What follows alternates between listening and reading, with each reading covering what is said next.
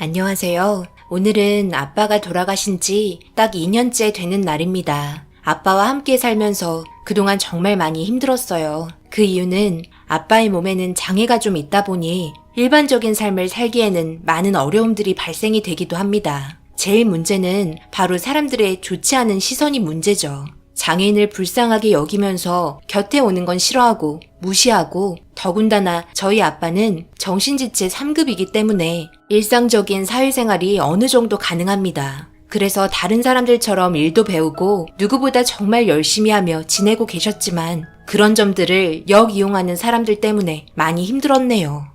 어느 날은 아빠한테 아무리 전화를 해도 받지도 않아 걱정되는 마음에 회사에 찾아가 물어보니 일이 문제가 생겼다면서 몸도 안 좋은 아빠에게 회사 상사분이 명령하며 일 처리를 하고 있었습니다. 회사 사람들이 무조건 시키면 네네 하면서 따르는 아빠의 모습에 정말 화가 머리끝까지 치밀어 올라 회사랑 대판 싸우기도 몇 번 있었죠. 회사에서는 아빠가 일을 하던 도중 잘못을 했기 때문에 책임을 져야 한다는 황당한 말들 때문에 더 이상 두고 볼 수 없어 일 그만두게 하겠다며 아빠 손잡고 집으로 왔었죠. 아빠가 하는 일은 지게차 운전입니다. 이 일 외에는 아무것도 할 줄 모릅니다. 그렇기 때문에 다른 사람들 다 퇴근하고 집에 갈 때 아빠에게 언성을 높이면서 강제적으로 다른 일들을 시키게 된 거죠.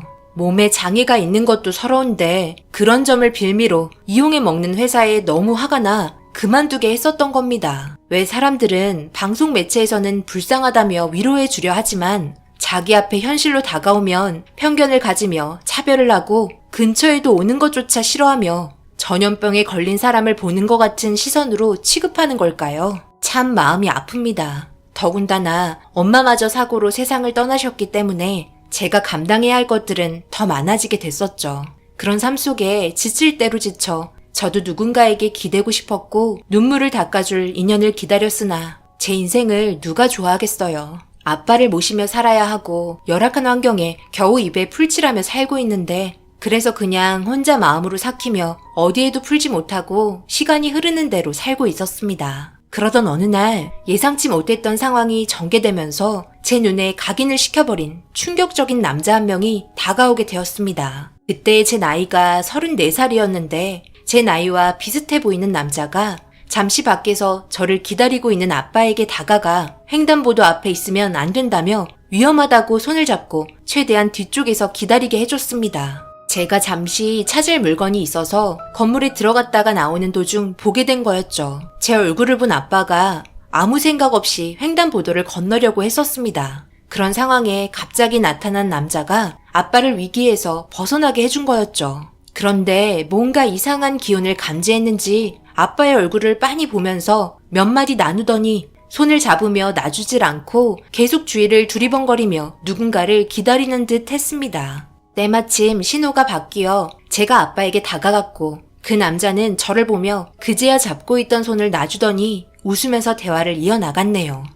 안녕하세요. 아저씨께서 계속 횡단보도로 돌진하려고 하길래 걱정돼서 잠시 뒤로 물러나 있어달라고 부탁하니까 약간 말투가 이상하셔서 잠시 좀 살펴보니 어딘가 불편하신 것 같아 위험할 수도 있어서 손을 잡고 있었어요. 누군가를 기다리고 있는 듯해서 잠시 동안 기다렸네요. 제가 상황을 불편하게 해드렸다면 죄송합니다. 아니에요. 그렇지 않아요. 저도 길 건너편에 있으면서 많이 불안했어요. 절대 횡단보도 빨간불일 때 건너지 말라고 그렇게 말했는데도 저희 아빠가 말을 잘 안 들으세요. 이런 상황에 도와주는 게 쉽지 않았을 텐데 정말 감사합니다.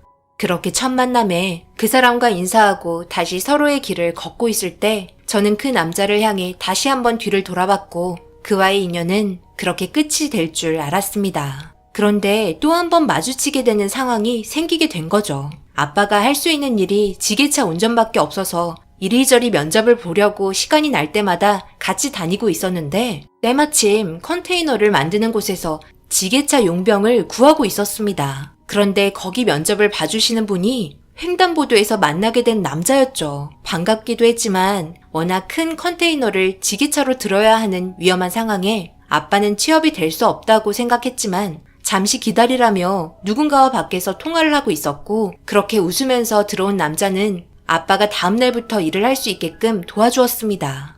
그리고 알게 된 건 컨테이너 회사는 장애인 우대로 시에서도 같이 협력해주고 있는 회사였던 거죠.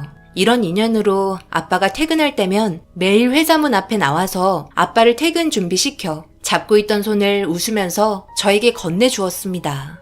그런 시간들이 반복이 되다 보니 나이도 나이인지라 사소한 자상함에 제 마음의 문을 두드렸고 결국 그 남자를 좋아하게 되었습니다. 제 마음을 숨기고 싶었지만 눈을 뜨고 감을 때까지 하루도 빠짐없이 생각이 나고 좋아하는 감정은 점점 더 커지게 되었네요. 그런데 그런 거 있잖아요. 이 남자도 나를 정말 좋아하는 건가? 라고 생각나게 만드는 행동들. 그래서 아빠 퇴근 시간대 용기 내서 물어봤습니다. 제 감정 더 이상 숨기면 병날 것 같아서 아빠 차에 태우고 잠시 불렀습니다. 그리고 처음 횡단보도에서 만났을 때부터 제가 느꼈던 감정들에 대해 솔직하게 모든 걸 털어놨고 좋은 감정이 제 마음속에 계속해서 남아있어 하루에도 수도 없이 생각한다며 여자인 제가 용기 내서 고백을 하게 되었습니다. 이런 적 한 번도 없었고 누구에게 심각할 정도로 쉽게 사랑에 빠진 적도 없었네요. 그리고 돌아온 그 남자의 답은 다행히도 저와 같은 마음을 가지고 있었습니다. 하지만 제 마음속에는 아빠를 보살펴 드려야 하고 연애를 할 수 있는 여유조차 없을 것 같아 쉽게 접근하지 못했다며 속마음을 혼자서 태우고 있었네요. 서로의 마음을 알게 된 후 그때부터 자연스럽게 연인 사이로 발전하게 되었습니다. 하지만 장애가 있는 아빠를 보살피면서 결혼까지 한다는 건 제 욕심이었나 봅니다. 저희 둘은 함께 하고 싶었지만 그건 어디까지나 저희 생각이었죠. 결혼은 절대 안 된다며 반대하셨던 분은 다름 아닌 컨테이너 회사의 사장님인 동한 씨의 아버님이셨습니다. 처음 면접 왔을 때도 아버님과 통화 후 면접에 합격하게 된 거였네요. 그런 사실들 때문에 반대가 심하셨던 아버님께서는 결혼은 힘드니 연애만 하라며 저와 동한 씨를 불러 단호하게 이야기했고 그런 상황들에 슬퍼하고 있는 저를 보며 결단을 내린 동한 씨는 아버님과 단둘이서 방에 들어가 오랜 시간 서로의 생각에 대해 진지하게 대화를 이어나갔습니다. 동한 씨 아버님도 어머님이 사고로 돌아가셨고 서로 비슷한 상황들도 있어서 그런 건지 좀 더 정상적인 환경에서 자란 여자와 결혼하길 원한 것 같았지만 그렇지 못한 상황이 오다 보니 아버님 입장에서도 마음이 많이 안 좋으셨다는 거 충분히 이해할 수 있었습니다. 몇 시간을 동한 씨와 대화를 한 후 거실로 나오신 아버님의 표정은 편해 보였고 동한 씨가 저를 향한 확고한 사랑과 평생을 함께하겠다는 굳은 의지로 계속해서 아버님께 강한 어필을 하면서 결국 저희 결혼은 허락해 주셨습니다. 그렇게 저희는 한평생을 함께해야 할 부부가 되었고 행복하게 살고 있었습니다. 아무래도 남편이 희생을 많이 했죠. 아빠와 함께 살아야 하기 때문에 여러 가지 신경을 써야 하는 부분에서 도움을 많이 주었습니다. 그런 고마운 점들 때문에 저도 남편에게 모든 걸 정말 잘해주려고 많은 걸 노력하며 서로에 대한 사랑을 키워나갔습니다. 서로가 적지 않은 나이라서 더 늦기 전에 아이를 가져야 하는 계획을 세워야 했지만 지금의 상황도 힘든데 아이까지 낳아서 키울 수 있는 여건이 되지 않을 것 같아 포기하며 살고 있었습니다. 그런 삶 속에 몇 년 후 적지 않은 아빠의 나이 때문에 회사에서 일을 그만둬야 하는 상황이 오면서 퇴직 준비를 해야 했죠. 아무래도 적지 않은 나이에 지게차를 계속해서 운전하기란 위험 부담도 상당했습니다. 컨테이너를 들고 다닐 때면 주변에 돌아다니는 직원들이 있었기 때문에 걱정이 많았죠. 하지만 퇴직을 하게 되면 아빠를 집에 혼자 계시게 하는 것 또한 문제가 생길 것 같아 남편은 지게차 말고 물건 정리나 청소 위주로 회사 일을 하면서 남편과 함께 있는 게 좋을 것 같다며 아버님과 대화를 하며 해결할 수 있는 방법을 찾았고 그런 상황들에 남편도 점점 지쳐가는 것 같았습니다. 말은 안 하고 있지만 표정에서 모든 걸 알 수 있었죠. 이 모든 걸 감당해야 하는 걸 알고도 결혼을 결정해준 남편을 사랑하지만 제 짐을 남편에게 넘긴 것 같아 너무 미안하고 가슴이 아팠습니다. 퇴근하고 남편 회사로 가는 도중 차 안에서 많은 생각을 하다 보니 어느덧 도착을 해 사무실로 향하려고 하는데 아빠가 사무실에서 난생 처음 본 화가 난 얼굴로 아빠를 부르는 저를 무시한 채 지나치자 그런 모습에 당황한 저는 아빠를 부르며 쫓아가니 아빠는 지게차에 올라타면서 손가락으로 컨테이너를 가리키며 돌진하면서 엄청 큰 컨테이너를 지게차로 들어 올려버렸습니다. 그러자 그 안에서 비명을 지르는 소리가 들렸고 컨테이너 문이 열리면서 남편이 아빠에게 뭐 하는 거냐고 소리를 치자 지게차를 위아래로 흔들더니 남편이 문에서 갑자기 중심을 잃게 되면서 문을 잡고 매달려 있는 위험한 상황까지 오게 되어 제가 화를 내며 아빠에게 그만하라며 소리쳤지만 제 말을 듣지 않았습니다. 여태까지 살면서 이런 모습을 처음 보게 된 저는 너무 당황스럽고 무서워 온몸이 떨려 어떻게 해야 할지 모르는 상태에서 남편을 바라보고 있는데 위태롭게 매달려 있는 손에서 물건 하나가 떨어졌습니다. 땅에 떨어진 물건을 보곤 저는 충격을 받았고 털썩 주저앉아 버렸네요. 그제야 아빠는 컨테이너 시동을 끈 상태로 지게차에서 내렸고 떨어진 물건이 있는 곳으로 달려가 줍더니 빨리 집에 가자며 제 차에 올라탔습니다. 그리고 남편은 컨테이너 안으로 힘겹게 올라가 다시 들어갔고 너무 놀란 듯 잠시 숨을 고르고 있었습니다. 뒤이어 남편은 놀란 저를 진정시켜주려 괜찮다며 애써 웃어 넘기려 노력하면서 시아버지께 지게차를 내려야 하니 전화를 해달라고 부탁했습니다. 저는 아버님께 지금의 상황에 대해서 잘 설명한 다음 곧바로 차에 타 있는 아빠에게 다가갔습니다. 그리고 꼭 껴안고 있던 아빠의 품에 들어있는 검은색 가방이 눈에 들어와 차 문을 연 다음 가방을 달라고 말했고 절대 주지 않겠다며 몸을 돌려버린 아빠의 행동에 화가 머리끝까지 치밀어 오른 저는 강제로 아빠가 가지고 있던 가방을 빼앗으려고 있는 힘껏 당기자 찢어지면서 그 안에 있던 내용물이 전부 튀어나오게 되었네요. 그리고 떨어진 물건들의 정체는 제가 입고 있었던 속옷들이었네요. 너무 당황했고 그동안 한두 장 보이지 않았던 속옷들이 왜 이 가방에 있고 남편과 아빠와 무슨 일이 벌어지고 있었던 건지 모든 진실을 알아야 되는 심각한 상황들에 아빠에게 어떻게 된 거냐고 물어봤지만 아빠는 손가락으로 남편을 가리키며 도둑놈이라는 말만 반복하고 있었습니다. 그리고 아버님께서 도착을 하셨고 컨테이너 안에 있던 남편이 다급하게 부르자 아버님께서 지게차 시동을 걸고 남편을 내려주면서 상황이 어느 정도 진정이 되었고 제 시선을 회피하고만 있던 남편에게 어떻게 된 거냐고 바닥에 펼쳐진 속옷들에 대해서 설명을 부탁했습니다. 그런데 남편이 저에게 털어놓은 말들은 믿을 수 없을 정도의 충격적인 설명들이었네요. 당신이 상처받을까봐 조용히 처리하려고 했는데 아버님께서 워낙 고집이 세셔가지고 상황이 이렇게 되어버렸네. 미안해. 내가 좀 더 일을 빨리 처리했어야 했는데 언젠가부턴가 장인어른께서 밤에 좀 이상한 행동을 하시길래 조용히 지켜보니까 당신 드레스룸 안에서 무언가를 하더니 양쪽 주머니가 빵빵해져서는 방으로 들어가시더라고. 그리고 드레스룸에 있던 속옷만 들어있던 칸들을 헤집어 놨길래 다시 잘 정리한 다음 조용하게 아버님을 불렀지만 문을 잠그고 절대 나오지 않으셨어. 일단 섣불리 행동할 수 없어서 지켜봤는데 검은색 가방에 속옷을 넣고 회사로 출근하시더라고. 당연히 당신 눈치 보며 하는 행동이었기 때문에 몰랐을 거야. 그래서 아버님 일하시는 시간 맞춰서 컨테이너에 들어가 다시 속옷을 꺼낸 다음 집에 들어갔을 때 정리를 해놨는데 다음날도 또 다음날도 계속 반복적으로 그러시길래 무슨 이유가 있는 것 같아 끝까지 지켜보니 직원 중 한두 명이 아버님을 시켜 돈을 줄 테니 당신 속옷을 사겠다는 충격적인 대화를 엿들을 수 있었어.